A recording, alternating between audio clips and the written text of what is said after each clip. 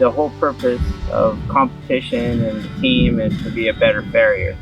So a lot of what we practice with is just our everyday work. We share what we do every day, and we nitpick the little things that we need to do to be better farriers every day.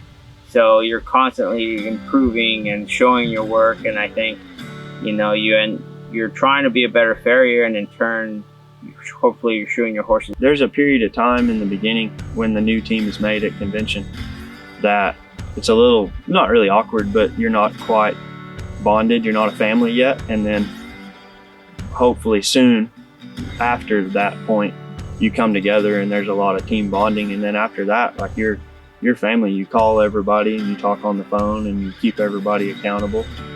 And it's just good having 4 other guys holding you accountable and sending pictures on the group text of feet, sending pictures of shoes. It's great. Yeah, it's like the best way to explain it's like having 5 brothers hanging around each other.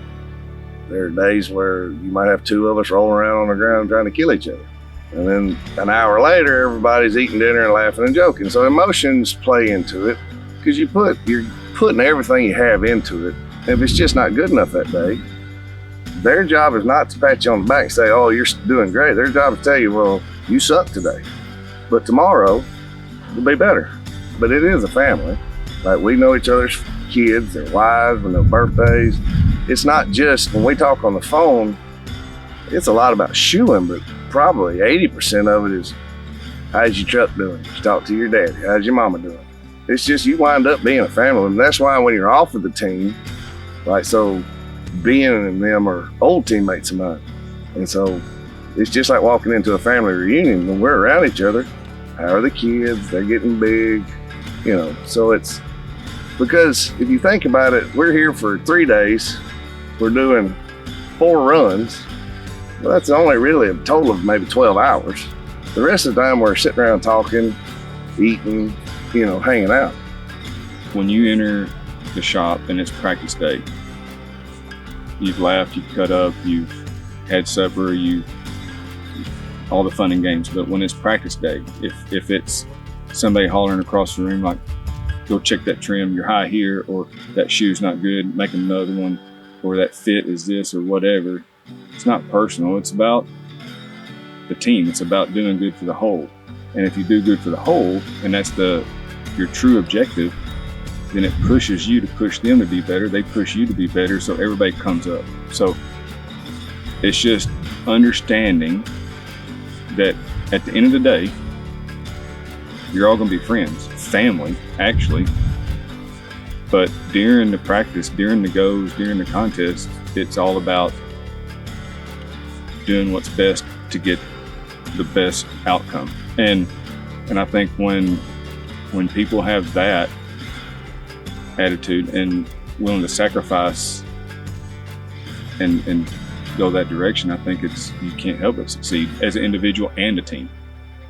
We practice a lot, getting together a lot and running a lot of time goes. You learn where to be and when to be there, and you get to where you don't bump into each other near as much, just repetition. And choreographing, you run into somebody the first go, you're both trying to get into the vise. You're like, hey, if I do this at this time, it'll give him 10 minutes in the vise, and then when I need it, he won't be in it, and he's already on to the next stage. So choreographing is a really, really big deal. And then once you get it choreographed, you just practice it and run the go over and over and over and over until it's perfection. Each man has to learn to do his own job. Like, you have to put in maximum effort on your job, but you also have to be willing to sacrifice for your teammates. So if you need to give up a little time, so maybe your teammate's a little slower or struggles with something, a certain aspect, you just have to balance it to where it doesn't do any good to have one person on the team score bad and one person on the team score great. If you can balance everybody out to where everybody runs an average, then that's when the team do good. Just what I've learned in trimming alone is just amazing. The detail the devil is in the details. And when you're amongst the group of guys that are at basically what I would consider the tip of the spear, they pick up on the details, the nuances that you get lost in the woods. You just don't see sometimes, you know. You start getting in habits, and I think when you notice that all of your feet start to look the same, something went wrong, because all feet are different. I'm just looking at the details way more than I used to. There's just so many things I just didn't even know about or see that make the overall job so much better. And it just keeps you in check, make sure that the basics are always there, because it seems like no matter what level you are, the basics are most important. So I really just feel like it's simplified my everyday work to where I'm looking at the basics and trying to do them the best I can. And that sounds easy, but it's definitely not. The keys to success are being willing to accept corrective criticism in a positive way. Being willing to admit that, you know what, there's a lot left to learn. I am amazed every day after 36 years of doing this, what I don't know surprises me. The learning curve is extreme and steep, but a really good one. I'm amazed at just what I've learned in the last 4 or 5 months just being on the team. If you're on the fence about it and you're nervous and thinking, man, I don't want them to think that I'm not good or whatever. We all get in our head, and we're all kind of scared to take that first step. But in reality, they'll welcome you. You know, certification, the contest. I've never seen anybody walk up to either and them like, no, you can't do it.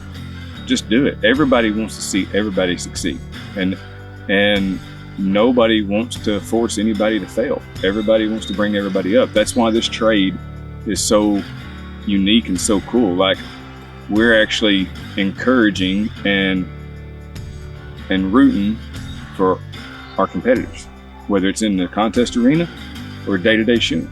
You know, like, you don't see a whole lot of other trades doing that, and we're forcing our competitors to be better, which makes us better. So it's all good. So if somebody's on the fence about it, just try it. Just jump in there, and it's a little bit, it becomes part of it. I mean, you'll enjoy it. I've never seen anybody go to a certification and work toward their CF, CJF, or anything, and then once they get it, turn out like, I wish I didn't do that. You know, I've never seen anybody go to a contest and then put a good effort in of making the shoes, win, lose, or draw. They do it. Their first contest was a novice or D1 or the open or whatever level. And then on their way home thinking, I wish I didn't do that. There's going to be some aspect that you enjoyed that you take away, whether it was the actual contest, being on the floor competing in the trenches in the moment, or it might be the people you met, the new connections. It might be that one little tidbit that you learn on what you can do for so-and-so horse when you get home to help it, or it might just be the laughs and the jokes and the atmosphere that you take away, and it gives you a shot in the arm, you know? So I've never seen anybody go to any type of continuing education or contest where they just walk away something. I haven't done that. So my advice is jump in there, reach out to somebody, and just start. It's all about the journey.